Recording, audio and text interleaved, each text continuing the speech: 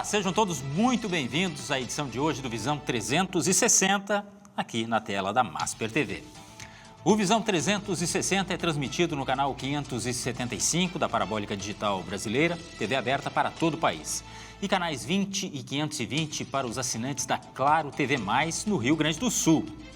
Você também pode nos acompanhar ao vivo pela nossa página na internet e em mais 127 provedores espalhados pelo mundo, ou curtir nosso conteúdo pela sua rede social preferida.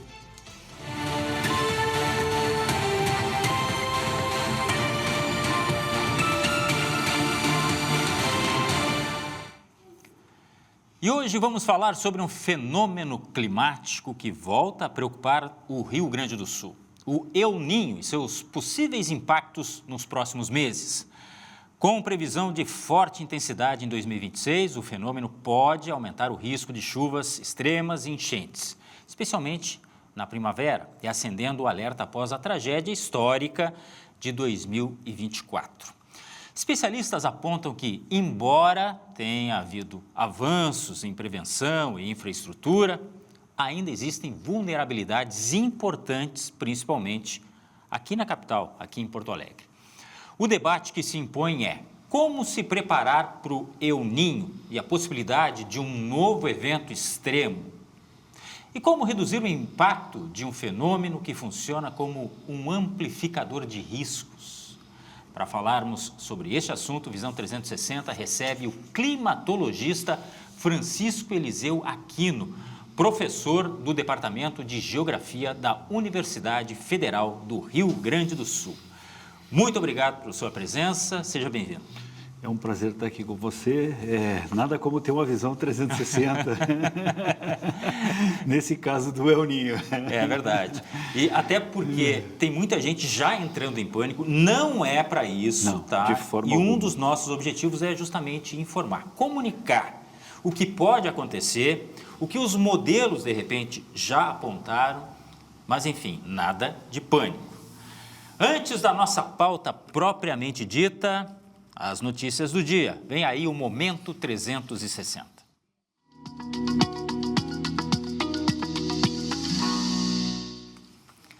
Um homem armado abriu fogo durante um evento com Donald Trump em Washington. Um ataque ocorreu no hotel em que estava acontecendo um jantar com jornalistas. Um agente do serviço secreto foi atingido, mas sem gravidade. O suspeito, de 31 anos e morador da Califórnia, foi preso no local. Autoridades e convidados foram evacuados e o evento cancelado. O caso levantou preocupações sobre a segurança nos Estados Unidos. E realmente tem que levantar mesmo. Afinal de contas, como chegou tão próximo do hotel, essa pessoa, né, já estava ali no saguão, quase adentrando as dependências. O mercado financeiro elevou a previsão de inflação para 2026, chegando a 4,86%, segundo o boletim Focus. A alta é a 7ª consecutiva nas projeções. O Banco Central mantém a Selic em 14,75% ao ano para conter os preços. A expectativa de crescimento do PIB foi levemente reduzida para 1,85%. Já o dólar deve fechar o ano em R$ 5,25. As projeções indicam cenário de inflação persistente e crescimento moderado. E o relatório da Comissão Pastoral da Terra mostra aumento de assassinatos no campo em 2025, mesmo com queda no número total de conflitos. A maioria dos casos aconteceu na Amazônia Legal. Também cresceram registros de prisões, humilhação e cárcere privado. Conflitos por terra seguem predominantes, afetando principalmente povos tradicionais. Casos de trabalho escravo também aumentaram, com quase 2.000 trabalhadores resgatados. A entidade lançou ainda uma plataforma para monitorar conflitos socioambientais no país. Vamos ao intervalo, em seguida voltamos para falar do El Niño, o que está se prevendo, se projetando para este ano.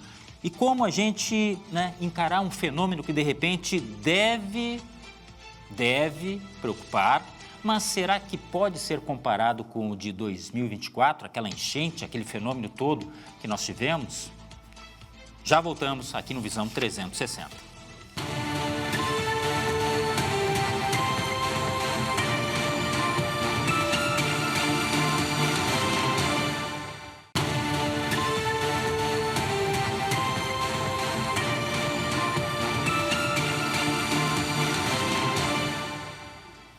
Eu confesso que quando começou a se falar do fenômeno El Niño, agora em 2026, eu fiquei muito assustado. Mas é uma coisa que todos nós, eu acho, que estamos sentindo, né? Um certo pavor, o trauma de tudo que nós vivemos em 2024. Só que a nossa missão aqui no Visão 360 é sim falar deste fenômeno, mas não criar pânico. Tentar entender o que está se avizinhando e mais, como a gente pode se precaver de possíveis consequências. O nosso convidado hoje no Visão 360 é o climatologista e professor do Departamento de Geografia da Universidade Federal do Rio Grande do Sul, Francisco Eliseu Aquino. Mais uma vez, muito obrigado por estar aqui no Visão 360. Eu quero lhe perguntar, em primeiro lugar, o que é exatamente o fenômeno El Niño? É a melhor e importante pergunta do momento. O El Niño é um fenômeno natural que ele ocorre interagindo entre o Oceano Pacífico Equatorial e a atmosfera do planeta Terra. Simplificando essa longa história, sempre tivemos El Niño desde que nós temos o planeta na configuração de continentes e oceanos que nós temos recentemente. Mas o Oceano Pacífico é o maior oceano do planeta Terra, ele é maior que todos os outros oceanos juntos, e ele tem um volume de água aquecida na região tropical equatorial que alimenta, estimula por evaporação, energia, a atmosfera tropical do planeta. Porém, a maior parte do tempo, em condições normais, o oceano está com essa água quente em direção à Indonésia. E quando os ventos alísios enfraquecem ou até invertem e parte dessa água, então, deixa de estar mais a oeste e vem para o centro do Pacífico, que é o que está acontecendo pelo momento, a gente está monitorando, e vai até encontrar a América do Sul, né, a nossa costa oeste, esse é quando eu digo que o fenômeno El Niño está presente, atuando. Por esse volume de água quente, essa piscina de água quente tropical mudando de posição, mexe com o campo de ventos dos trópicos e das regiões temperadas, como o Rio Grande do Sul. Qual é a consequência? Ele muda, ele bagunça ou ele até inverte o comportamento do tempo e do clima em todas as regiões do planeta Terra. Exemplo, a Amazônia, num El Niño bem configurado, seca, não chove. O sul do Brasil tem preferência a ter chuva acima da média. O sudeste e o centro-oeste têm preferência a tempestades pontuais e temperaturas bem acima da média. Então, esse é um fenômeno que sempre aconteceu. O detalhe, e se a gente quer voltar a lembrar de 2023 para 2024, quando mais ou menos nessa mesma época nós tínhamos, olha, o El Niño está se... Desculpe lhe interromper, mas assim, a gente fala da tragédia de 2024, mas antes, em 2023, nós tivemos... As mais importantes, inclusive. Exatamente. Isso, porque elas... Só 2023 são mais de 8 tragédias no Rio Grande do Sul. Isso. E a gente destaca, por exemplo, aquela inundação em Caraá, carro sobre o cemitério, 16 pessoas perderam a vida, etc. Depois, setembro de 23, o Vale do Taquari é levado, as cidades são levadas por água abaixo, né? E depois, novembro de 23. Aí, claro, a gente tem uma repetição com maior intensidade em 2024. Mas aí é importante lembrar que nós, globalmente, falamos do El Niño, como neste teu programa agora aqui, de 82, 83 para cá. 1982, 83... Eu ia perguntar isso aí. É isso, essa gente, é a data. Eu era criança, eu era jovem, eu não via falar em El Niño. Essa é a data. 1982, 83, a gente tem um evento de El Niño, a inundação impactante foi no estado de Santa Catarina. Eu estava de férias no verão em Camboriú, o apartamento térreo na beira-mar inundou, alagou, para ver o volume de chuva que foi naquela época, né? Mas, e aí veio à tona pela comunidade climatológica internacional, o pessoal da oceanografia e a Organização Meteorológica Mundial, disse assim, olha, nós temos um fenômeno que a gente sabe que ele repete, está identificado, mas a gente precisa monitorar porque a gente precisa antecipar a chegada dele, que é onde a gente vai desembocar no programa, né? Então, de 82 a 83, que é um El Niño que a gente chama de muito intenso, né, com muito impacto globalmente falando, iniciou-se um processo de colocar monitoramento de boias oceanográficas nos oceanos tropicais, especialmente no Pacífico, satélites medindo a temperatura, a posição das nuvens no oceano. Então, quando a gente está conversando aqui sobre a evolução do El Niño, a provável configuração do El Niño nos próximos 3 meses, final do inverno de 2026, essas informações de até 500, 1.000 metros de profundidade do Oceano Pacífico tropical, o comportamento das nuvens, o comportamento dos ventos, ele está sendo medido. Por que é tão difícil falar do El Niño nesse momento, nessa época do ano? Porque nós estamos justamente na transição que marca a ida para o inverno do nosso hemisfério e a entrada do verão do hemisfério norte. É justamente quando os ventos alísios, os oceanos, todos estão se alterando para entrar nessas estações específicas.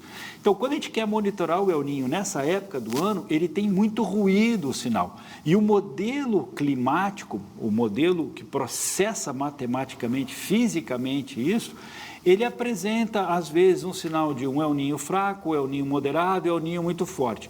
Então, a gente tem informação que o El Niño está vindo, ele está configurando, mas a gente não tem precisão agora para dar a intensidade. Então, o correto nesse momento é dizer, o El Niño é um fenômeno normal, ele tem uma ciclicidade de repetição de cada 3, 7 anos, veja bem, ele está repetindo em quase menos do que 3 anos, parece que está mais acelerado.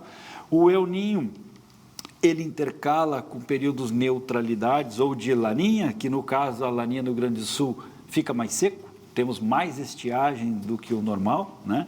Então, voltando à pergunta importante, é uma interação entre o oceano e a atmosfera, a gente não consegue na ciência ainda dizer quem manda nessa relação, se é a atmosfera que dispara o sinal ou é o oceano, mas a gente que trabalha na área e vê e percebe a interação muito bonita, é um fenômeno interno do planeta Terra e tem esse impacto. Agora, a gente precisa associar, e talvez aí tentar suavizar o pânico ou a apreensão das pessoas, porque não faz sentido nesse momento, é que a mudança do clima, ela nos traz algumas informações muito relevantes para o cenário. O que nós temos? O planeta Terra está mais quente. Quando você aumenta a temperatura da atmosfera, você valoriza tempestades, você valoriza rajada de vento, ciclones tropicais, ressacas, chuva com granizo, etc. Então, o El Niño, quando ele se configura, média intensidade ou forte intensidade, ele está num palco que já está aquecido, ele se soma e te leva a ter eventos mais extremos do que você já viu. 23 e 24 é um caso sui generis para o Brasil, porque nós temos os piores impactos de El Niño combinados com a mudança do clima, que é a estiagem seca da Amazônia, a queimadas e estiagem do Pantanal, ondas de calor no Brasil Central e as inundações no Rio Grande do Sul. Todos esses desastres foram de grande magnitude e, é claro, o pior de todos na história brasileira é a inundação dos vales aqui da região, Vale do Taquari, por exemplo, e você deixar uma metrópole debaixo d'água, literalmente, né? Então, você perde logística, transporte, aeroporto e a mobilidade da população para o interior do estado também era extremamente impossível ou muito difícil. Então, isso gerou traumas, isso traz à tona uma série de ansiedades, a ansiedade climática também agora está nesse debate. Mas é importante dizer, o que a ciência do clima, os centros de monitoramento de clima no Brasil e no mundo, eles estão com a seguinte mensagem, oficialmente: o El Niño está se configurando, ele está se organizando e, nesse momento, é muito provável que ele seja de média intensidade. Mas, sabendo que o planeta está quente, sabendo dos impactos que a gente observou nos últimos 5 anos em todo o planeta Terra, as chances de um El Niño voltar a ser intenso e você gerar muitos eventos extremos são enormes. Mas não quer dizer que obrigatoriamente tem que inundar o Rio Grande do Sul. Mas, se você me permite, nesse espaço, é bom comentar que nos últimos 30 anos quase, em entrevistas que eu venho participando, nós chamávamos a atenção para os cenários em evolução, que é a mudança do clima, planeta mais quente, oceanos mais quentes, favorecem mais desastres. E o Rio Grande do Sul, o clima mudou. O clima do Rio Grande do Sul é muito mais morno, mais quente do que foi na época dos nossos avós e bisavós, a minha infância, o orvalho, o inverno, não tem mais quase nada disso atualmente. São dias ou semanas muito intensamente frias e curtas, né?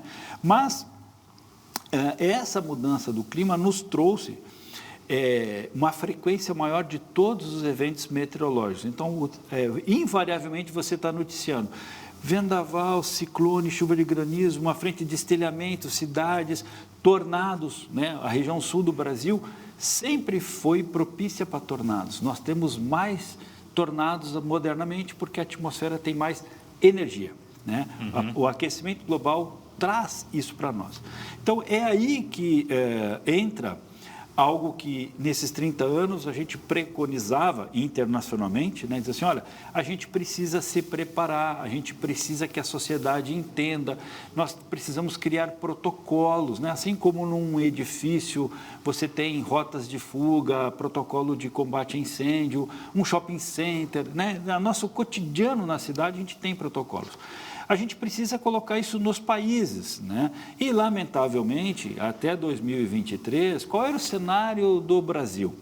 Nós avançamos muito na defesa civil de 2012 para cá, como os eventos que ocorreram em Petrópolis, Rio de Janeiro, entre outros, mas a maioria dos municípios brasileiros não possuía defesa civil estruturada, equipe qualificada, treinada, em que a sociedade, aquela comunidade reconhecia na voz daquele agente, ele dizendo assim, pode ficar tranquilo, quando o tempo, se ele piorar, nós vamos te informar antecipadamente. E o que tem acontecido? Redes sociais, a comunicação, ela vai propagando inverdades, ela vai acelerando informações e a ansiedade vai se formando. Lamentavelmente, a gente tem um uso inadequado, né, de propagar inverdades, lorotas, etc., quando você podia estar usando o smartphone, que é uma enorme e potencial ferramenta para aviso, alertas e comunicação. 55%, 60% dos países no mundo necessitam melhorar muito os sistemas de alerta, de prevenção para desastres e a comunicação. A gente enfatiza e entende que a nossa melhor saída de comunicação com o indivíduo é um telefone, um smartphone. Sem dúvida. Isso né? Então, você sabe que o Rio Grande do Sul, ainda assustado, ansioso, sociedade gaúcha ansiosa, melhor falando, né?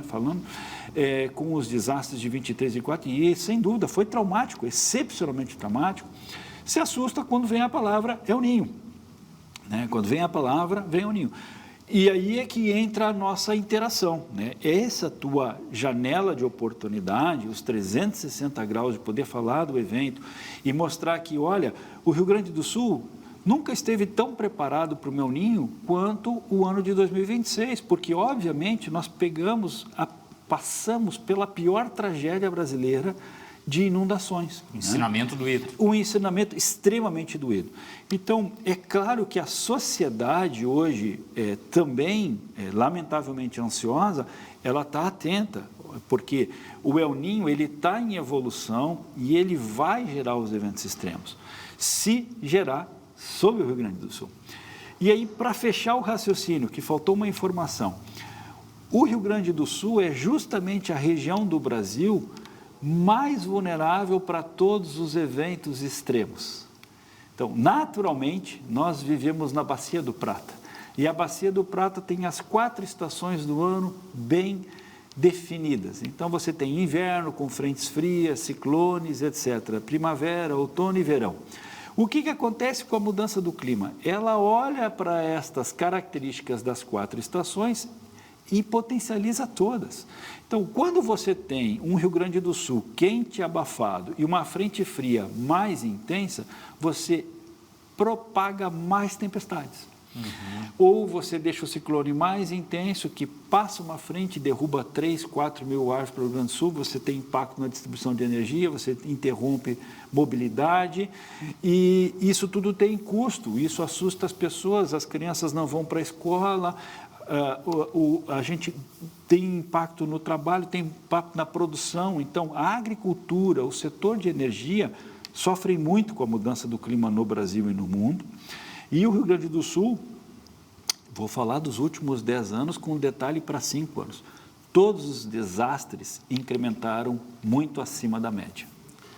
Mas eu tenho que lhe perguntar também, qual é a grande diferença de El Niño e Laninha? Até para a gente continuar nesse assunto. É uma diferença muito importante. A Laninha é quando no Oceano Pacífico Equatorial a gente acomoda o maior volume de água aquecida em direção à Indonésia, Nova Zelândia, Malásia, e deixa as águas anomalamente mais frias na costa do Chile e Peru.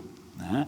Isso é parecido com a condição normal. É a condição normal, só que ela pesa a mão mais intensa. É mais frio na costa oeste da América do Sul, costa do Chile, Peru, etc. E é mais quente do que o normal nas águas na região da Indonésia. Então, essa é a condição que você deixa os ventos alísios com maior intensidade, aqueles famosos ventos que trouxeram as caravelas portuguesas da Europa em direção às Américas. Então, essa é uma condição de Laninha. Quando os alísios estão mais intensos, a monção lá na Índia, na Ásia está mais intensa, todos esses processos estão mais intensos. Condições de neutralidade, nem El Niño, nem Laninha, você tem o normal, que são os ventos alísios contínuos e fracos. Eles são contínuos e infracos. E veja que é uma pergunta importante. Os alísios têm um papel importante porque eles sopram calmamente sobre os oceanos quentes. Eles favorecem evaporação. Então, eles aliviam a temperatura dos oceanos, levam umidade para a atmosfera, essa umidade, esse calor gera as chuvas tropicais e você se associa com a vegetação como a Amazônia, a maior floresta tropical do mundo, e esses mecanismos organizam o transporte dessa umidade, por exemplo, via Amazônia ao Rio Grande do Sul. Então, nossos avós diriam, né, olha, nós temos chuva regular no inverno. No inverno, aqui a temperatura é baixa, mas chove bem. Eu entro a primavera e o verão com um bom recurso hídrico e não é à toa que o Rio Grande do Sul sempre foi reconhecido como um celeiro agrícola para o país. Então, a capacidade de gerar energia elétrica com recursos hídricos no sul do Brasil, ou agricultura, etc., ela está sempre associada a esse clima que nós tínhamos entre o Uruguai, o Paraguai, Rio Grande do Sul e Argentina. Né? Isso é uma das regiões propícias para a geração de energia elétrica e de solos agrícolas férteis no planeta Terra. Bom, então em condições normais você tem esse fluxo, às vezes um pouco mais, um pouco mais. Quando entra a Laninha, ela deixa os alísios mais intensos, as áreas de ressurgência, onde aparecem água fria, rica para pesca, etc., se tornam mais produtivas. Aí a gente pode botar lá a costa oeste da Califórnia, costa oeste do Chile, costa oeste da África do Sul, ou a corrente das Canárias, na costa Espanha, Portugal, etc. Então, você tem mas essa associação de uma laninha, ela muda a circulação atmosférica a 10, 15 quilômetros de altura e favorece que o Rio Grande do Sul, as frentes frias cheguem com menor intensidade, promovam menos chuva e a primavera e o teu verão é mais quente, mais escaldante. Tanto é que você vai lembrar das notícias de 22 para 23, ondas de calor, falta d'água, estiagem, picos de temperatura extrema, etc. Então, a gente passa por esses efeitos com a Laninha. Então, a Laninha dá um sinal muito claro em várias regiões do planeta Terra. E uma região específica sensível à Laninha, ou El Ninho, é o sul do Brasil. Pois Em Laninha, você diminui, você suprime chuva. Você suprime. Em El Ninho, você coloca mais chuva. Só que, como o planeta está mais quente nos últimos 40, e especialmente os últimos 10 anos, é aí que mora o nosso sempre desafio. Como que o El Ninho combina com a mudança do clima? A mudança do clima está ditando todo o novo padrão, o normal climatológico que nós temos na nossa geração. Nós nascemos aí dos anos 70 para cá, a gente viu já a mudança, a grande mudança no sistema climático do Rio Grande do Sul, pelos nossos cálculos, está ao redor de 1972, 75. Que a gente vai a partir dali você percebe, olha, aqui o clima realmente deu um sinal de mudança na precipitação e nas temperaturas, tá? Tem várias bases de dados, a gente pode olhar diferentes, mas aproximadamente isso, 75, 72 e depois de 82 a 83 para cá, aquele dito El Ninho forte, impactante globalmente. Foi um dos anos, 82, 83, de maior impacto na economia e na sociedade do planeta Terra. O prejuízo foi tão grande que todas as nações decidiram o que a Organização Meteorológica Mundial precisa para a gente monitorar e nos avisar antecipadamente. A gente adoraria ter um aviso 3, 6 meses antes, que é o que acontece hoje. Então, o esforço internacional em 82, 83 revela a prática que nós temos. 2023, 2024, a mensagem era a mesma, olha, está vindo o El Ninho. Só que a gente está vendo um El Ninho e os oceanos estão mais quentes, a atmosfera está mais quente. E como isso se combina? Já tem trabalhos científicos publicados em 2024 mesmo, um comitê de especialistas, incluindo brasileiros na área, entenderam, em um estudo muito rápido, para dar resposta para você, né? O jornalista precisa a resposta amanhã, assim, é o El Ninho ou é a mudança do clima? E o que ficou entendido do evento de 23 e 24? A mudança do clima está ditando isso. A entrada do El Ninho adicionou 0,2, 0,3 graus Celsius acima da média, e essa combinação é o suficiente para você ter aquela chuva incessante, muito concentrada em poucos dias no Rio Grande do Sul, né? Então, a gente entende hoje que o nosso pior cenário é a mudança do clima. Quando você joga o El Ninho, a gente complica mais ainda. E é isso que a comunidade de cientistas no mundo hoje está preocupada.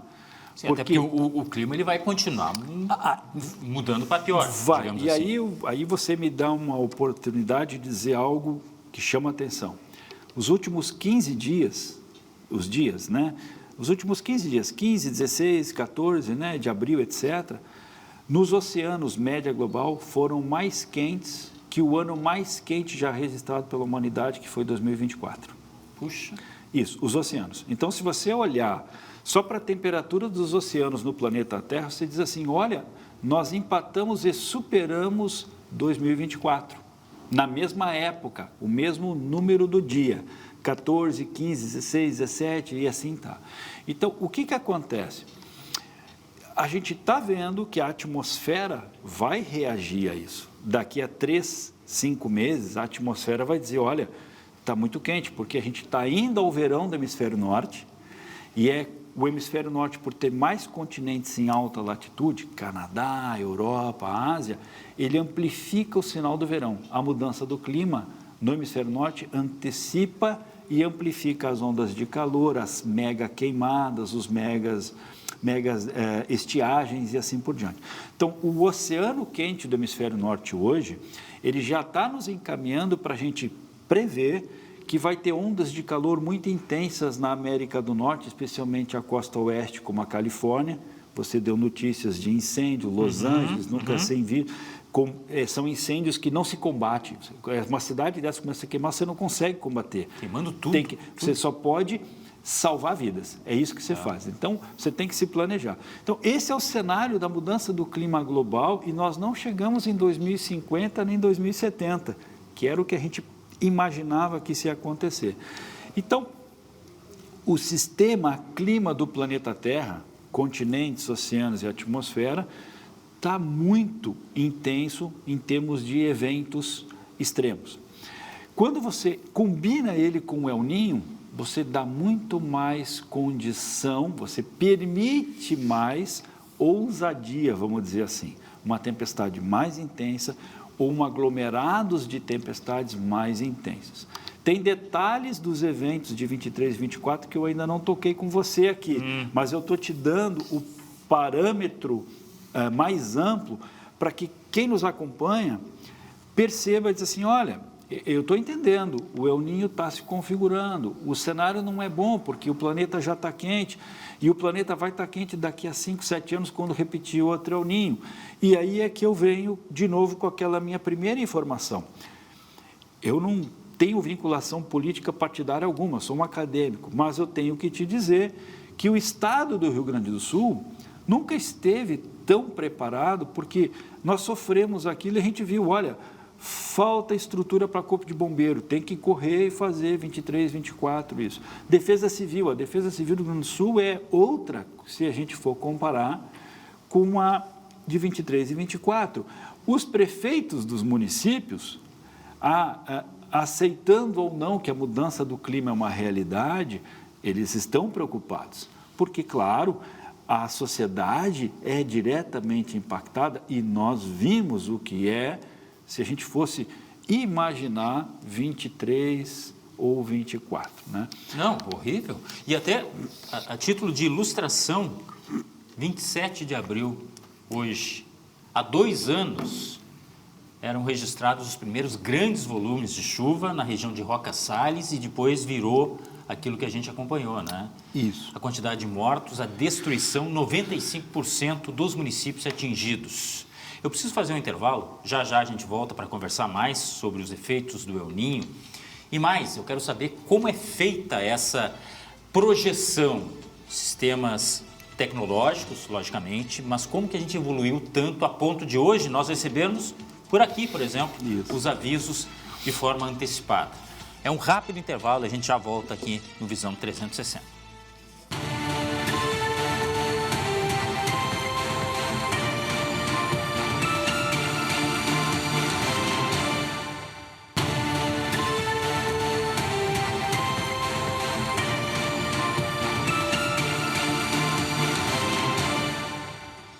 Visão 360 de volta e hoje o nosso assunto é o El Niño, a projeção de novos fenômenos. Na verdade, para este ano temos aí uma possibilidade intensa, né, de chuva, de mau tempo, mas eu queria entender um pouco mais do tamanho desse problema. Estamos recebendo o professor Francisco Eliseu Aquino, professor de climatologia e do Departamento de Geografia da Universidade Federal do Rio Grande do Sul. Como é que se faz exatamente essa projeção?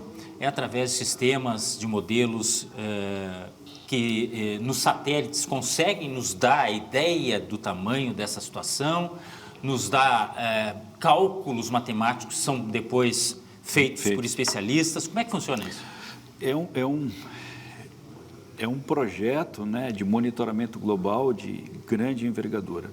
Oficialmente falando, todos os países signatários da ONU aportam recursos para que dentro da ONU, a Organização Meteorológica Mundial, né, faça o monitoramento e observação da temperatura, da chuva, do vento e assim por diante. Então, obviamente, 70% da superfície do planeta Terra é o oceano. Aí mora um desafio. Nós não moramos no oceano, né? Nós cruzamos pelos oceanos, né?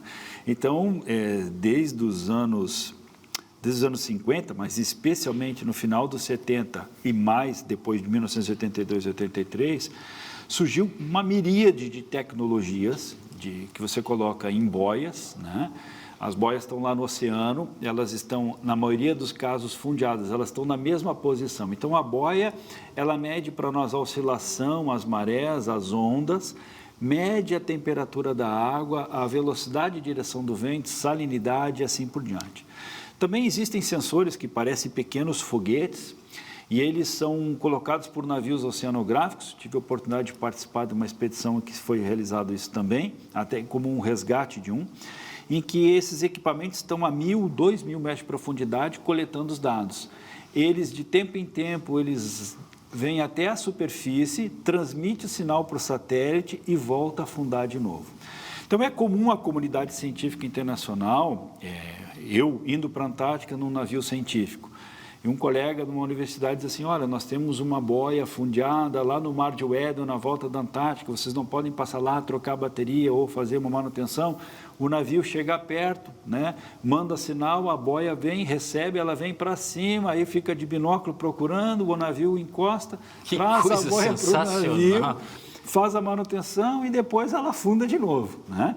Então, esse monitoramento, ele custa dinheiro e por isso que ele precisa de oportunidade. Qualquer navio científico circulando pelos oceanos do planeta Terra faz esse monitoramento. E os nossos alunos de mestrado, doutorado, viajando entre instituições, estão realizando esses trabalhos, ou no Brasil ou no exterior. Bom, então você tem aí, no mínimo, assim, muito por baixo, com perdão aos meus colegas especialistas, uns 10.000 sensores nesse instante, mandando mensagens para satélites, para os oceanos e dos continentes,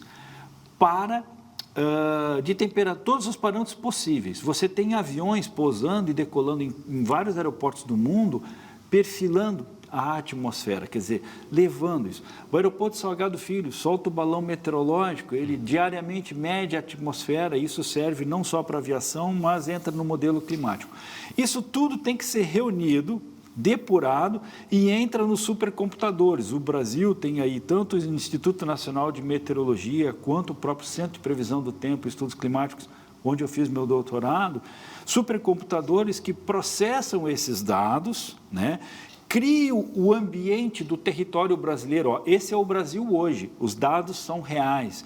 E aí você faz uma inicialização e vai fazer, por exemplo, a previsão do tempo para os próximos 3, 5, 10 dias. Às vezes você estende para 15 dias, que você quer ter uma ideia daqui a 15 dias. Mas você também pode usar esses métodos matemáticos, físicos, dos processamentos de supercomputadores e fazer a análise sazonal, como a gente chama. Você quer saber como será a próxima estação, porque isso é extremamente importante e vamos citar 3 tópicos: sociedade, agricultura e energia. É verdade, sociedade, agricultura e energia. Então, isso é vital para um país. Pô, é vital, né? Então, assim, os próximos 3 meses... Só em relação à lavoura, então, por exemplo? Assim, um agente tomador de decisão da iniciativa privada ou da iniciativa pública, se ele tem um horizonte de que vai ter água para abastecimento, vai ter água para energia, vai ter condições de produção, de adubar, preparar o solo, isso mexe com o mercado global. Então, o mercado global olha esses modelos. Então, hoje não é mais específico. Então, quando alguém diz assim, o vizinho tem interesse em olhar a pressão, eu digo, que legal, porque um investidor faz isso, um grande proprietário, um grande produtor, uma companhia de energia, vai ter que fazer isso, vai depender dessa informação. Então, isso gera para nós uma possibilidade de entendermos, por viés estatístico, quer dizer, você sabe como foi os últimos El Ninhos, você viveu eles e você tem as informações. Então, estatisticamente falando, a gente está olhando para o 23 e 24 e está dizendo, olha, o El Ninho que está se configurando tem muitas características parecidas com o que recém passou. E aí, se eu te dou essa informação, quem nos ouve diz assim, pô, me assustei, inundou o Rio Grande do Sul.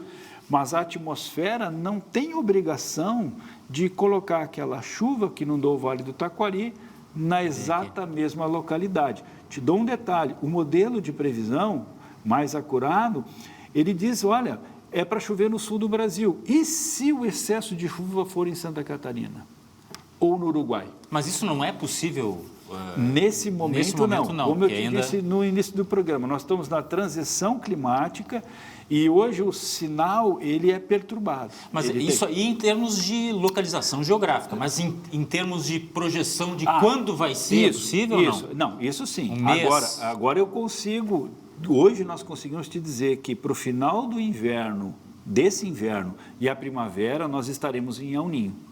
Isso sim, nós temos 70% a 80% de chance de estar em El Ninho, tá?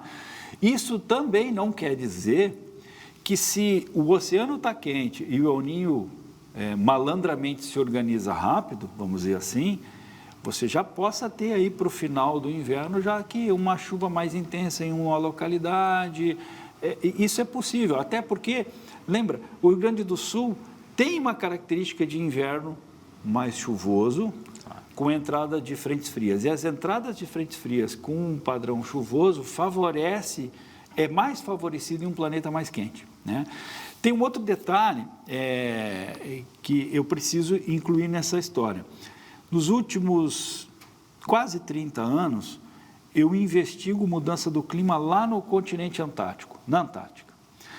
É onde tem 90% do gelo da Terra. Quer dizer, o lugar mais frio, mais inóspito, mais ventoso, mais difícil do planeta Terra é a região em torno da Antártica, o Polo Sul, né? E o Rio Grande do Sul está no Brasil, um dos países mais próximos da Antártica. O que está acontecendo?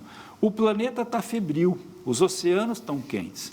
E quando você entra em maio, junho, julho, e que você está lá mudando o padrão da estação, tem uns dias mais quentes, que a gente até observa recentemente, quando você canaliza essa umidade com muito calor e aproxima uma frente fria, a rivalidade hoje é maior, você tem massa de ar mais quente dominando sobre o sul, com uma frente fria da Antártica, você potencializa as chuvas.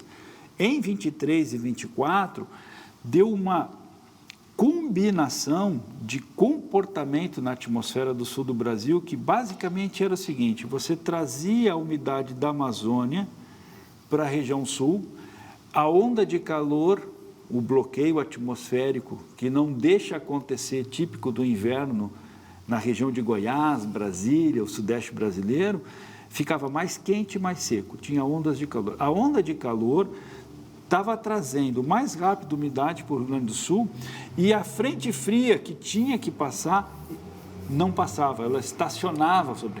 Então a frente fria ficava alavancando o perfil da atmosfera para formar chuva e a umidade entrando para dizer, então vamos chover. E aí nós formamos sobre o Rio Grande do Sul nuvens de tempestade, aquela cumulonimbo que tem granizo, rajada de vento, nós formamos centenas delas ao longo dos dias e elas se revezavam copiosamente gerando chuva.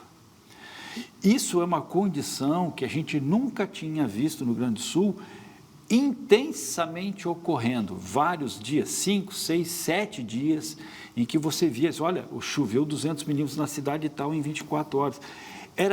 A gente viu isso acontecer no Rio Grande do Sul em momentos, em dias, não em semanas, né? E é por isso que setembro de 23, novembro de 23, maio de 24, repetiu esses 3 cenários. E isso é o que eu gostaria que não repetisse, né? Então, não é necessário que tem que ter o El Niño e o planeta quente para você ter essa mesma configuração. Mas quando o senhor fala aqui que não é possível ainda... ainda. Mas quando que vai ser possível? A previsão climática melhor daqui a um mês. A mais fantástica em 2 meses. Que dá ainda uma certa margem de preparação. Com certeza. Nós vamos ter oficialmente divulgado pelo Instituto Nacional de Meteorologia, órgãos de previsão de tempo, públicos e privados no Brasil e no mundo, em 30 a 60 dias, definitivamente, está aqui o El Niño, o sinal dele está no oceano, a atmosfera está... E ele vai evoluir. Aí tem a pergunta importante, o El Niño tem que evoluir, e o auge dele é ao redor do verão, virada do ano, por isso o nome El Niño. É associado ao menino Jesus. Os pescadores peruanos, na costa do Peru, Oceano Pacífico com a América do Sul, observavam que as águas estavam anomalamente mais quentes, portanto tinha menos peixes. Então, eles faziam a alusão à chegada do menino, final do ano, dezembro, com a diminuição da pesca, a falta de comida para a biodiversidade marinha e humana e chuva acima da média nos Andes, em alguns setores. É por isso que nós chamamos de El Niño. E, claro, a fase oposta, a menina. Tá? A laninha. Isso, né, a laninha. Tá? Então, o nome, né, vem de uma reunião da Comissão Geográfica Internacional no Peru, isso 1870 ou 1778, alguma coisa assim, já se falava no fenômeno. E eu achando que nós estamos falando de algo só de agora. Isso, né? Mas para a humanidade moderna é 82, 83, sim. Tá? Então, essa transição dessa época do ano, a gente chama ela de barreira sazonal. Quer dizer, a chuva e as temperaturas mais altas tropicais estão justamente cruzando para o norte da Amazônia em direção ao Caribe, se a gente olha as Américas, tá?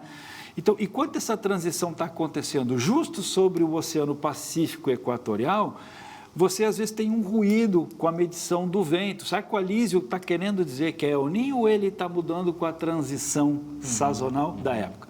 Então, esta melhor previsão, que todas as pessoas nos perguntam hoje, elas vão surgir em 30, 60 dias. E, claro, e a cada... eu lhe pergunto até por uma questão de...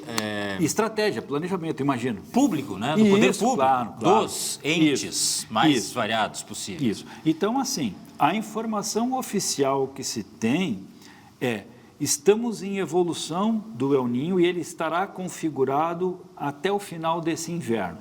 Então, para o tomador de gestão, por exemplo, no estado, ele já sabe, alerta de El Niño em evolução. Qual é a intensidade desse El Niño? Hoje a gente pode dizer que ele vai ser média intensidade. Um El Niño de média intensidade causa muito impacto, não precisa ser de máximo. Mas ele tem chance de evoluir? Tem.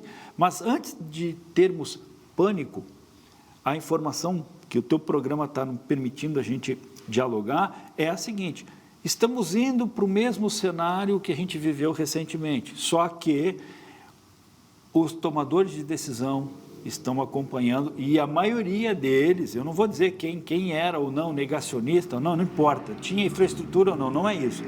Todos eles sabem que, olha, se vem o El Niño e eu estou com o planeta muito quente, eu posso ter desastres. Eu quero que não venham, mas eu vou me preparar para os desastres. E aí, claro que é a agenda, sem dúvida nenhuma, de todos os governos do planeta Terra, não é uma exceção nossa, né? Então, a agenda governamental brasileira, dos ministérios, de quem é envolvido com o monitoramento, com a instalação de equipamento, com o modelo de previsão, todo mundo está fazendo reunião e estudo nos últimos 15, 30 dias, olhando esse cenário. Isso pode ter certeza que domina a agenda. Até porque, claro, prioridade sempre é vida, mas nós temos que repetir o que o professor já falou antes, né? O impacto econômico também de fenômenos como este, né? É muito, muito difícil de recuperar depois, e a gente sentiu na pele o quanto é difícil recuperar um estado. Vivemos cidade isso, nem né? se fala, Vivemos um estado. Se não fosse pelo apoio de vários entes, né, de outros estados, da União, logicamente, nós estaríamos ainda pior. Professor, eu acho que o recado básico a gente conseguiu dar. Eu sei que nós temos muito a falar ainda sobre isso, até porque está se desenvolvendo ainda essa análise. O professor foi bem claro aqui, 1 mês, 2 meses, nós vamos ter a exata noção. Último recado aqui, temos um minutinho ainda. Bom, muito obrigado pela oportunidade. A atenção é total, internacionalmente e nacionalmente, e claro, no estado do Rio Grande do Sul, a evolução desse El Niño, os impactos que eles podem desenvolver, e eu enfatizo, a entrada do inverno do Rio Grande do Sul, ou a saída do inverno do Rio Grande do Sul, ela sempre foi com chances de inundações, como as enchentes. Isso sempre foi característico do Rio Grande do Sul. O que tem acontecido é que as intensidades aumentaram pela mudança do clima e mais quando se soma com o El Niño. Então, a atenção total dos tomadores de decisão considerando esse cenário. Eu comecei o programa dizendo que eu tenho medo, eu continuo tendo medo, não estou aqui para semear pânico, mas o medo também faz parte, de certa forma, da precaução que a gente precisa ter. Porque se não tiver medo, se enfrentar do jeito que for, de qualquer forma, nós vamos sofrer mais ainda. Muito obrigado, professor Francisco Eliseu Aquino, professor de Climatologia e do Departamento de Geografia da Universidade Federal do Rio Grande do Sul. Agradeço muito a oportunidade. E ficamos por aqui hoje no Visão 360, mas sempre acompanhando este e outros assuntos que impactam na nossa rotina. Muito obrigado por sua companhia aqui na tela da Masper TV. Infinitas possibilidades. Tchau!